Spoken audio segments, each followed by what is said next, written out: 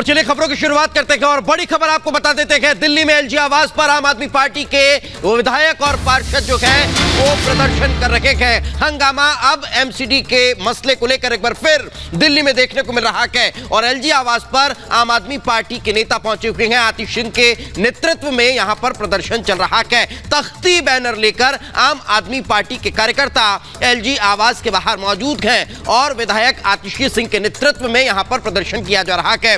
दिल्ली में MCD mayor चुनाव को लेकर जिस तरह की गहमागहमी कल सदन में देखने को मिली, उसके बाद अब सड़क पर संग्राम शुरू हो चुका है। एक तरफ आम आदमी पार्टी के जो नेता और कार्यकर्ता हैं, जो विधायक और पार्षद हैं, वो एलजी आवास के बाहर बैठे हैं, तो दूसरी तरफ भारतीय जनता पार्टी के जो विधायक, नेता और पार्षद हैं, वो राजघाट पर प्रदर्शन कर रहे हैं।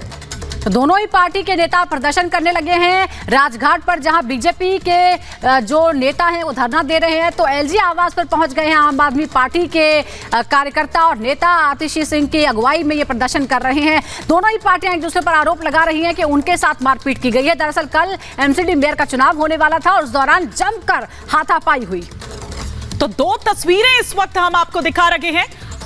ये दो तस्वीरें दरअसल बता रही है कि किस तरह से दिल्ली में दरअसल एलजी आवास पर आम आदमी पार्टी के कार्यकर्ता पहुंचते हैं, वहां प्रदर्शन करते हैं और आतिश सिंह के नेतृत्व में संविधान की हत्या का आरोप लगा रही है आम आदमी पार्टी भारतीय जनता पार्टी पर। और आतिश सिंह ने क्या कहा, किस तरह से आरोप लगा, सुनाते हैं आपको। आम आदमी पार्टी के विधायक, आम आदमी पार्टी के काउंसलर सारे एलजी साहब के पास पहुंचे हैं।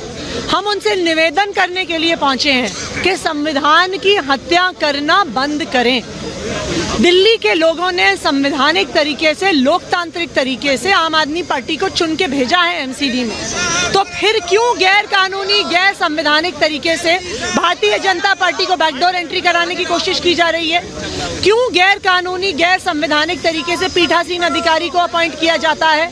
क्यों गैर कानूनी तरीके से नॉमिनेटेड काउंसलर को अपॉइंट किया जाता है? और कल जो सबसे बड़ी साजिश हुई कि जो नॉमिनेटेड काउंसलर हैं उनको संविधान के खिलाफ जाते हुए, कानून के खिलाफ जाते हुए मेयर और डिप्टी मेयर और स्टैंडिंग कमेटी के चुनाव में भारतीय जनता पार्टी का वोट दिलाने का इरादा था।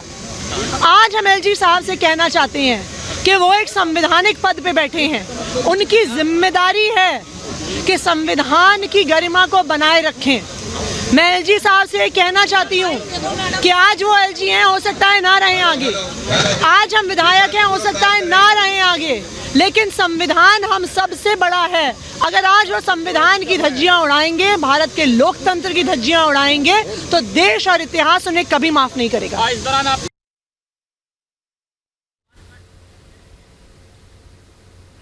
तो तस्वीरें लगातार हम दिखा रहे हैं, आप देखिए कि किस तरह से तख्तियां लिए वहां पर पहुंचे हुए हैं और ये कह रहे हैं कि संविधान की हत्या की गई है। दीपेश, बिल्कुल, और लगातार दोनों ही राजनीतिक दल अपने अपने स्तर पर सड़कों पर उतरकर प्रदर्शन कर रहे हैं। इस वक्त सहयोगी गायत्री हमारे साथ मौजूद हैं। गायत्री, क्या देखने को मिल रहा है, किस तरह से, किन बातों का जिक्र हो रहा है और कैसे आरोप प्रत्यारोप लगाए जा रहे हैं? बिल्कुल दीपेश, सबसे पहले हम बीजेपी के वो पार्षद आपको बताते हैं, दिखाते हैं जिनको चोट आई है। निशान जी, सबसे पहले ये शशि यादव हैं, पार्षद है, पहले बताइए आपके साथ क्या हुआ?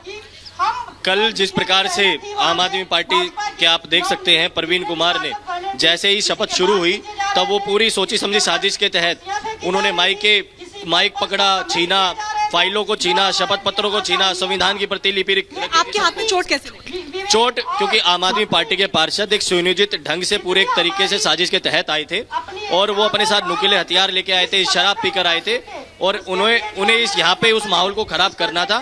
उन्होंने पहले महिला पार्षदों के साथ बदतमीजी करना शुरू की, उनके बाल खींचे गए, जब जो उनको बचाने गए उनके ऊपर हमला किया गया, उसमें मैं भी शामिल था। जब हम उनको बचाने गए अपनी, आपके हाथ में चोट ऐसे ही आई है? हाँ जी, वो जो आम आदमी पार्टी के पार्षद थे जो नुकीले हथियार लेके आए थे, उनके कारण मुझे चोट आई है। इनकी दोनों उंगलियों में चोट आई है, बता रहे कि नुकीली कोई चीज लेकर पहुंचे थे आम आदमी पार्टी के पार्षद, तो इन पर अटैक किया था। इनके हाथ में अंगूठे में चोट लगी, आपको ये चोट कैसे लगी? ये भी पार्षद?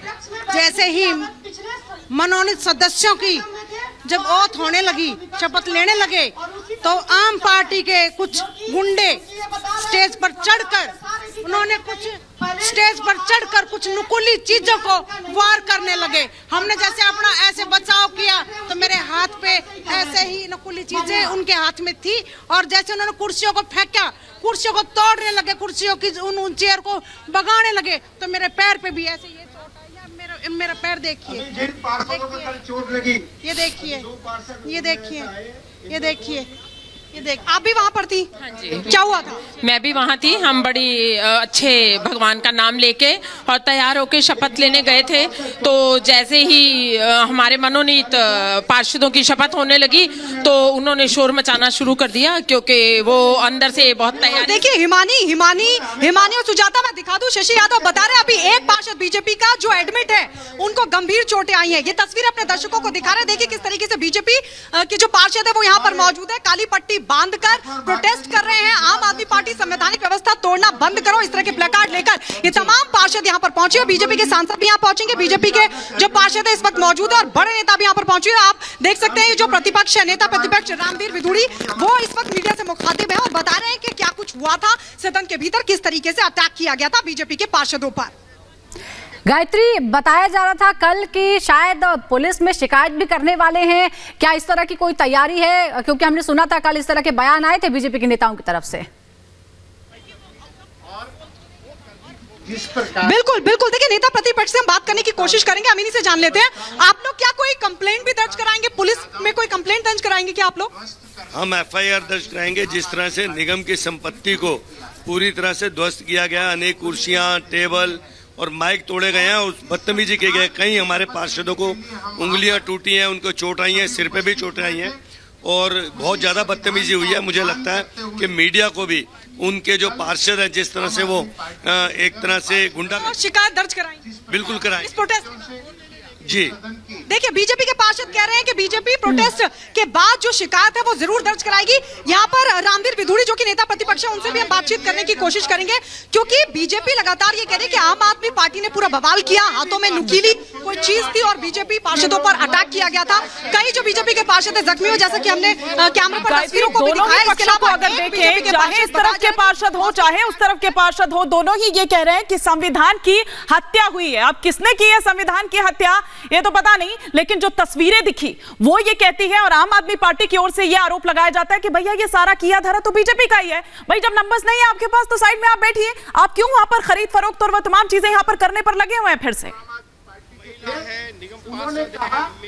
बिल्कुल हिमानी, और बीजेपी लगातार आम आदमी पार्टी यही कह रही है कि जब बहुमत हमारे पास है तो आपने मेयर के उम्मीदवार के लिए आपने क्यों रेखा शर्मा का नाम आगे बढ़ाया? ये सवाल लगातार आम आदमी पार्टी उठा रही है और यही बात हम बीजेपी से जानने की कोशिश करेंगे। बीजेपी के जो नेता प्रतिपक्ष हैं सदन में, रामवीर विधुड़ी, उनसे भी हम बातचीत करेंगे।